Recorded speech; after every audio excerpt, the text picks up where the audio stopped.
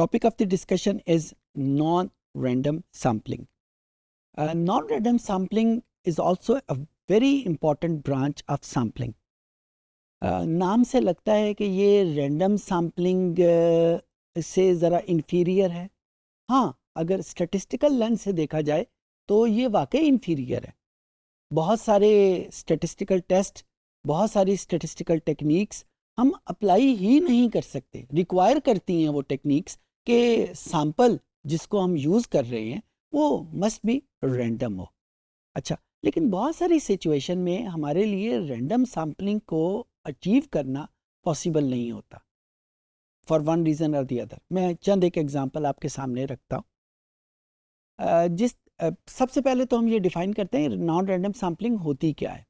हमने डिफ़ाइन किया था रैंडम सैम्पलिंग, हम उस सैम्पलिंग को कहते हैं जहाँ पे तमाम सैम्पलिंग यूनिट की probability of inclusion in the sample हमें पहले से पता है. ये प्रोबेबिलिटी सिंपल रैंडम के केस में बराबर होती है, स्ट्रेटिफाइड और सिस्टमेटिक के केस में बराबर नहीं होती. लेकिन इम्पॉर्टेंट चीज़ है कि हमें उस प्रोबेबिलिटी का पहले से पता है. और ये पता क्यों है? क्योंकि हमें टोटल पॉपुलेशन साइज़ का पता है. नॉन रैंडम में टोटल पॉपुलेशन साइज़ का हमें पहले से नहीं पता होता. कैसे नहीं पता? मिसाल के तौर के ऊपर मैंने मुल्तान के शहर में जितनी ज्वेलरी की शॉप्स हैं उनका एक सैंपल लेना है. कैन यू इमेजिन कि मुल्तान में टोटल ज्वेलरी शॉप्स कितनी होंगी? मुश्किल बात है ना. अच्छा, एक और एग्जांपल ले लेते हैं. कराची जैसे शहर में मैंने ये देखना है कि सड़कों के ऊपर जो रश होता है उसको मैंने कम करने के लिए कुछ तजावीज़ बनानी है. ज़ाहिर है मैं कुछ सैंपल की बेस के ऊपर सारी सिलेक्शन करूँगा. कराची में बड़ी सड़कों की तादाद कितनी है? मुश्किल है ना.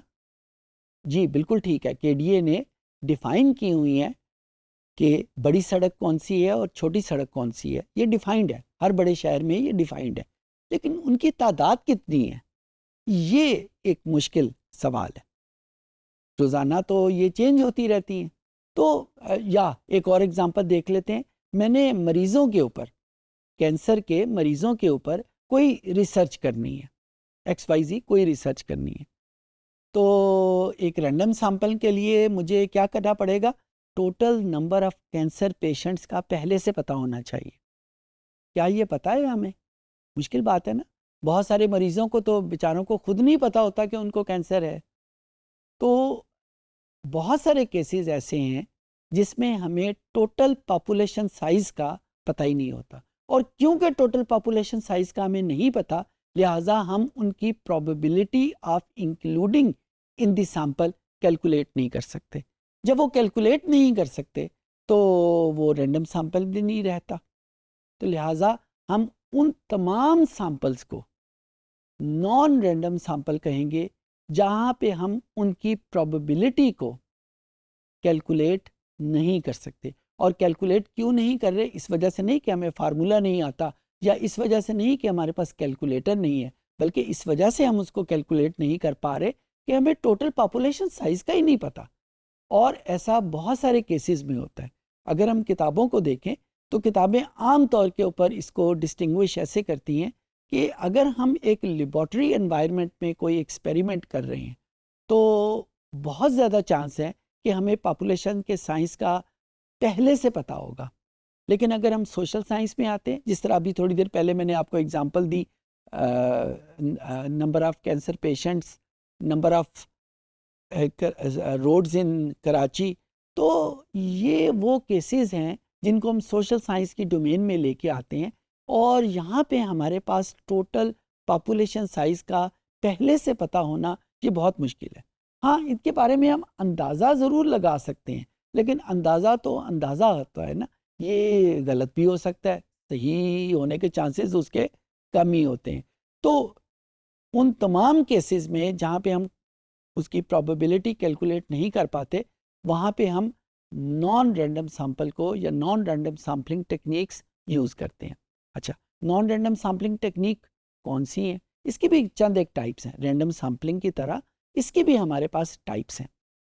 हम कुछ सैंपल को कन्वीनियंस सैम्पलिंग कह देते हैं, यानी जो अपने आसानी के लिए हम किसी यूनिवर्सिटी में गए हैं और हमने कुछ स्टूडेंट को सिलेक्ट करना है, जो स्टूडेंट हमारे सामने आया आसानी से हम उसने हमारी बात मान ली कि हमारा क्वेश्चनर फिल कर देगा, that is called as convenience sampling. Similarly purpose sampling एक और टाइप है कि हम किसी खास पर्पस के तहत किसी स्टूडेंट को सिलेक्ट करते हैं कि ये हमारी बात को आसानी से समझ लेगा या वही आंसर करेगा जो हम इससे रिक्वायर कर रहे हैं, तो ये पर्पसेस सैम्पलिंग आ जाता है।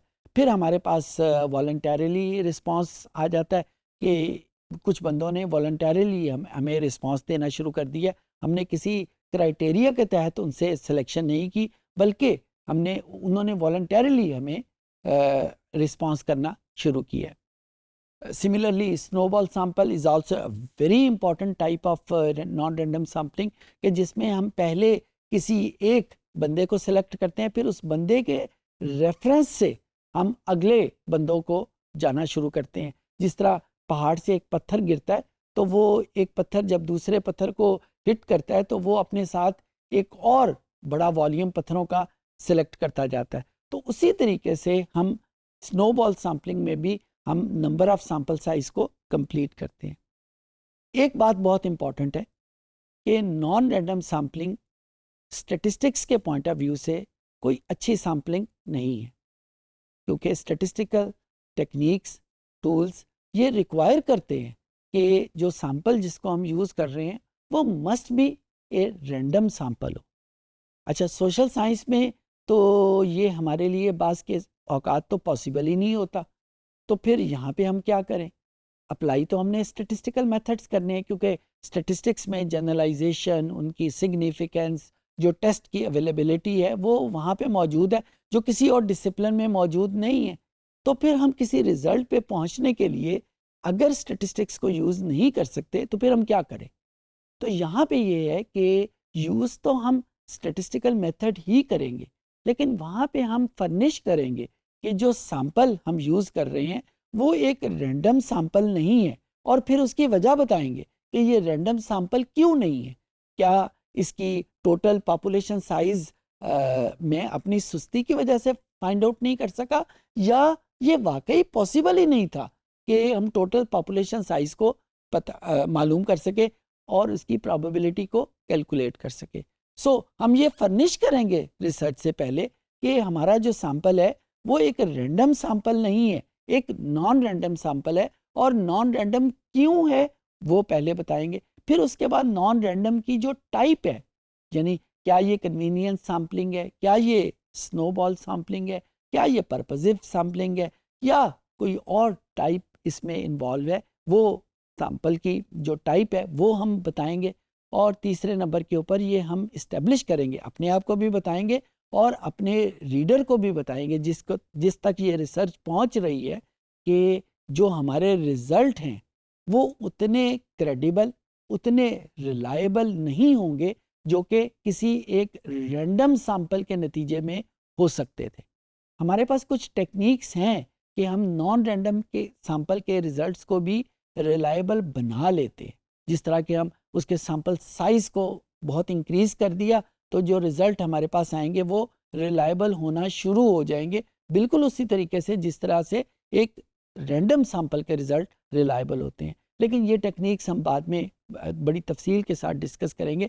इस वक्त मैं सिर्फ आपके सामने ये रखना चाहता हूँ कि non random sampling social science में एक मजबूरी के तौर के ऊपर हमें करनी पड़ती है। हम चाह नहीं रहे होते, लेकिन हमारे पास दूसरा कोई तरीका नहीं होता कि अगर लेट्स से हमने कैंसर के मरीजों के ऊपर कोई रिसर्च करनी है तो रैंडम सैंपल तो यहाँ पॉसिबल ही नहीं है। तो अगर रैंडम सैंपल पॉसिबल ही नहीं है तो फिर हम कहाँ से लाएं? या एक तरीका तो ये है ना कि हम कह दें कि भाई ये रिसर्च पॉसिबल नहीं है, ये रिजल्ट आ नहीं सकते, लेकिन ये तो फिर हम रिसर्च कर काहे को रहे हैं। तो दूसरा तरीका यही है कि हम रिसर्च ज़रूर करें, लेकिन हम ये कन्फेस करें या कोई ऐसी टेक्निक यूज़ करें या कोई ऐसा तरीका इस्तेमाल करें कि जिस तरह हमारे रिजल्ट ज़्यादा से ज़्यादा रिलायबल हो सके। बहरहाल ये उतने रिलायबल कभी भी नहीं हो सकते जितने के एक स्टैटिस्टिकल रिजल्ट या स्टैटिस्टिकल प्रोबेबिलिटी सैंपल की मदद से आने वाले रिजल्ट होंगे, लेकिन उसके करीब ज़रूर पहुंच जाएंगे। हमारे पास स्टेटिस्टिक्स में काफ़ी तरीके मौजूद हैं कि जिसमें हम नॉन रैंडम सैम्पलिंग के रिजल्ट्स को भी रिलायबिलिटी के ऊंचे से ऊंचे लेवल के ऊपर हम लेके जा सकते हैं, लेकिन बहरहाल वो मैक्सिमम रिलायबिलिटी तक नहीं पहुंचेंगे। I hope I could make my self understood.